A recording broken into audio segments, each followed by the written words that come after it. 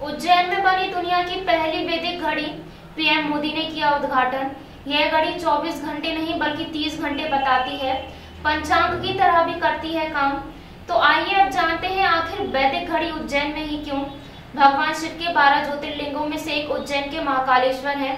उज्जैन हमेशा से कालगणना का केंद्र रहा है। यहाँ से कर्क रेखा गुजरती है और मंगल ग्रह का जन्म स्थान भी इसे ही माना जाता है। साथ ही यहीं से विक्रम संवत की शुरुआत भी हुई। सनातन धर्म में तारीख और दिन की गणना विक्रम संवत के आधार पर होती है।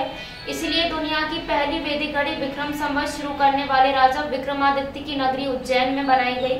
वैदिक घड़ी एक सूर्योदय से दूसरे सूर्योदय के बीच 30 घंटे का समय दिखाएगी।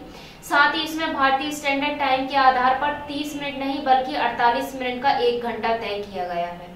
हम आदरणीय प्रधानमंत्री जी से निवेदन करेंगे कि वे 17,000 करोड़ की लागत से 37 परियोजनाओं का शिलान्यास और लोकार्पण करें। साथ ही साथ मध्य प्रदेश के समस्त जिलों में साइबर तहसील का शुभारंभ और विश्व की सबसे अद्भुत विक्रमादित्य वैदिक घड़ी उज्जैन का उद्घाटन रिमोट का बटन दबाकर करने की कृपा करें।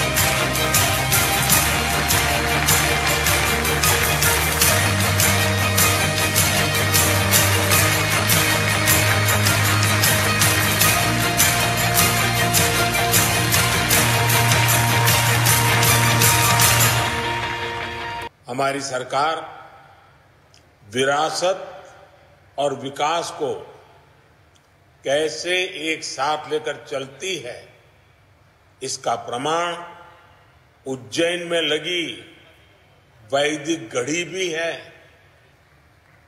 बाबा महाकाल की नगरी कभी पूरी दुनिया के लिए काल गणना का केंद्र थी, लेकिन उस महत्व को भुला दिया गया था। अब हमने विश्व की पहली विक्रमादित्य वैदिक घड़ी फिर से स्थापित की है। ये सिर्फ अपने समृद्ध अतीत को पुनः याद करने का सिर्फ अवसर भर है, ऐसा नहीं है। ये उस काल चक्र की भी साक्षी बनने वाली है जो भारत को विकसित बनाएगा। मैं आज के इस अवसर पर बताना चाहूंगा, माननीय प्रधानमंत्री जी, हमारे आपके नेतृत्व में मध्य प्रदेश की सरकार डबल इंजन की सरकार बनकर के विकास के एक के बाद एक नए नए सोपान चढ़ती जा रही है। आज हम आपके माध्यम से हमारी जिस प्रकार से विकास के कामों की शुरुआत हुई, मध्य प्रदेश वो प्रदेश है जहां सर्वाधिक गति से विकास के साथ साथ हमने कृषि के उत्पादन क्षेत्र में सिंचाई सुविधा बढ़ाते हुए बहुत बड़े मुकाम को हासिल किया है।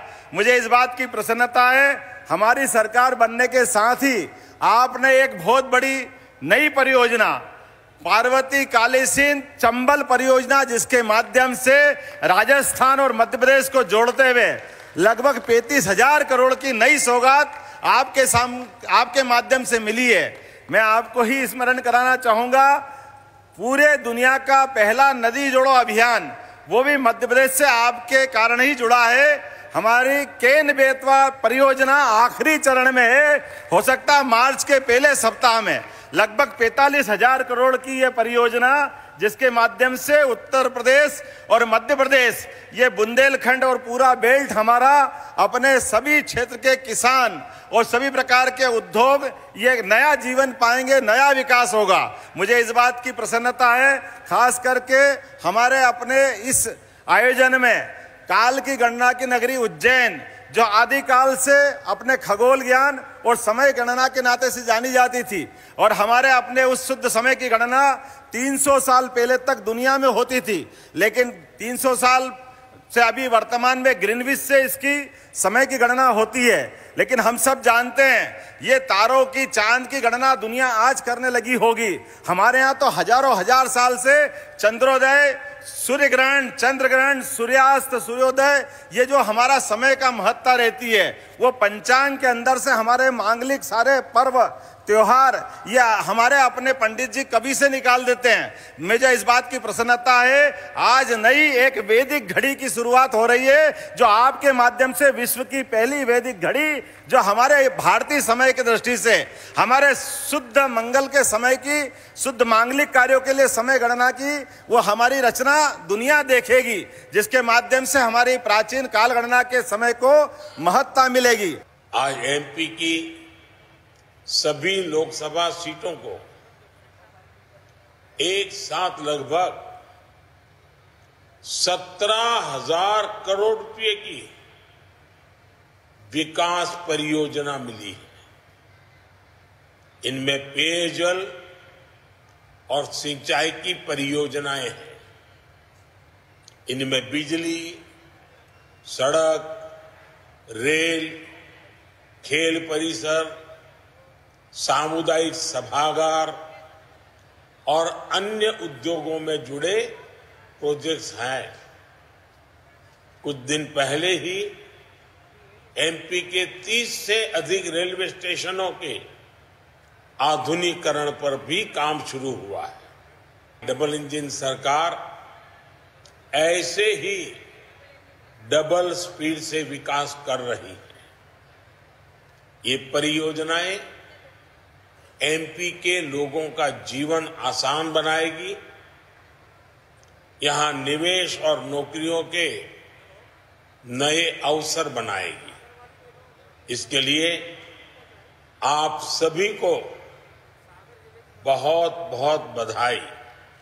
विकसित राज्य से विकसित भारत अभियान आज हम मध्य प्रदेश के हमारे भाई बहनों के साथ जुड़ रहे हैं। साथियों, इस समय एमपी की हर लोकसभा, विधानसभा सीट पर विकसित मध्य प्रदेश के संकल्प के साथ लाखों साथी जुड़े हैं।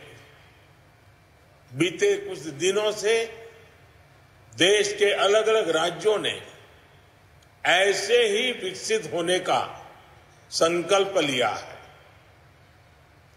क्योंकि भारत तभी विकसित होगा जब राज्य विकसित होंगे।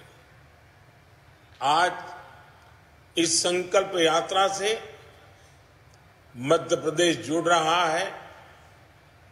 मैं आप सभी का अभिनंदन करता हूं। साथियों, कल से ही एमपी में 9 दिन का विक्रमोत्सव शुरू होने वाला है। यह हमारी गौरवशाली विरासत और वर्तमान के विकास का उत्सव है।